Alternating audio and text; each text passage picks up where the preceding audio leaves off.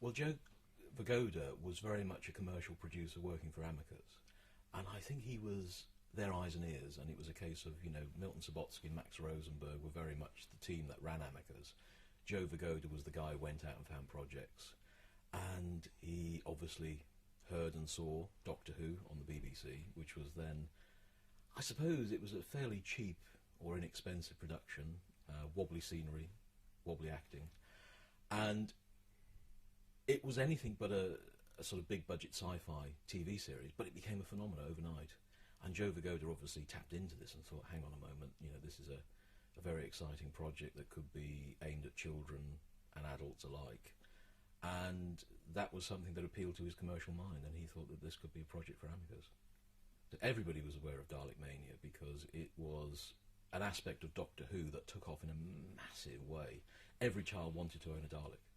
And I've got friends now in their late 50s who remember from first time round seeing the Daleks, and they still want a full-size Dalek. If they've got a flat big enough, that is their ambition in life, to have a full-size Dalek. So, 50 years on, it's still very much in their psyche, and it was perhaps the biggest phenomena ever to spin out of a TV series.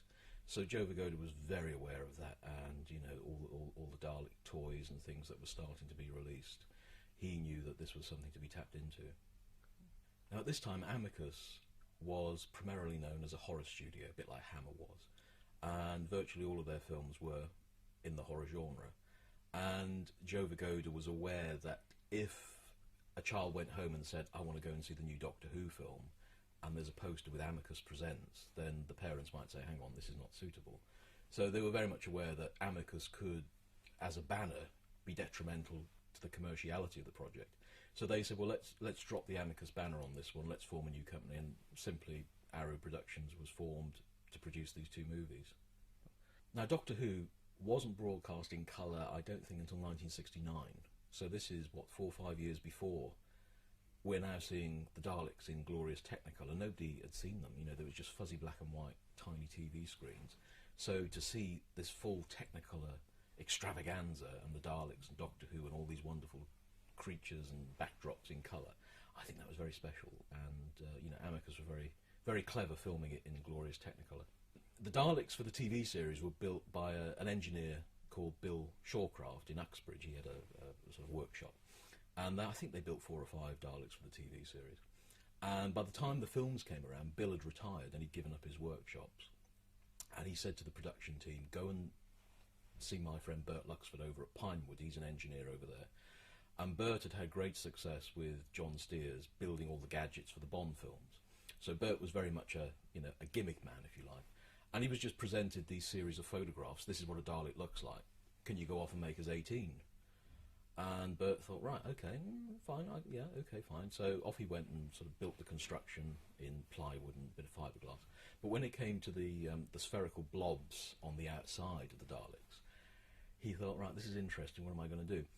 And he went down to a toy shop in Uxbridge, and he looked around and he found these large plastic balls, and went over to the lady on the desk and said, how many of these have you got? And she said, why? He said, well, I'm asked, how many have you got? And she said, well, we've got a few. He said, well, I want 50. So there's this guy with a sack on his back with 50 of these sort of hollow plastic balls walking down Uxbridge High Street to his van, takes them back to Pinewood, and he drilled into them, filled them with PVC foam. So he got the hard sphere, cut them in half and stuck them on the Dalek, sprayed them gold, went down to the car spares shop in Uxbridge and bought all sorts of lights and flashing things. He said, well, on the TV ones they got plungers and things, and they said, well, Bert, you can have a grab arm, and how about we have flamethrowers? And he said, that's a good idea, yeah, flamethrowers, I like that. But then the censors department, who obviously had to give the okay on the script, saw this and said, no, we can't have flamethrowers, that, health and safety, and it gives the wrong impression to children. You don't want children going out with, aerosol cans and things like that. So they compromised and made it into a sort of gas gun, and Bert Luxford said, well, to achieve that, I put a fire extinguisher inside the Dalek, and we just set the fire extinguisher off, and that sprayed out CO2 gas, and that's how it looks on the film. William Hartnell, of course, was the first Doctor on TV, and his profile in the UK was quite high, whereas in America he didn't mean a thing. And the series, you have to remember, was unknown in America. So to have an unknown series turned into a film with an unknown actor, that wouldn't help commercial success. So they turned to their old star, Peter Cushing, who'd worked on a number of Amicus movies, and cast him immediately as the Doctor, simply because of his commercial appeal in America. And they always had an eye. The thing with Amicus, they always had an eye on the box office. So every decision they made was driven by making money. Roberta Toby, of course, who was the young star, I think she was about 11 years of age then. Gordon Fleming, the director, said to her, look, every time you get a line or a take in one, I'll give you a shilling. So she said, oh, all right then.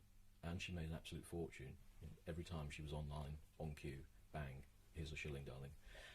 And in the film version, there were 18 Daleks on set. And this presented a problem because on the TV series, there were maybe 4 Daleks used and 4 Dalek operators.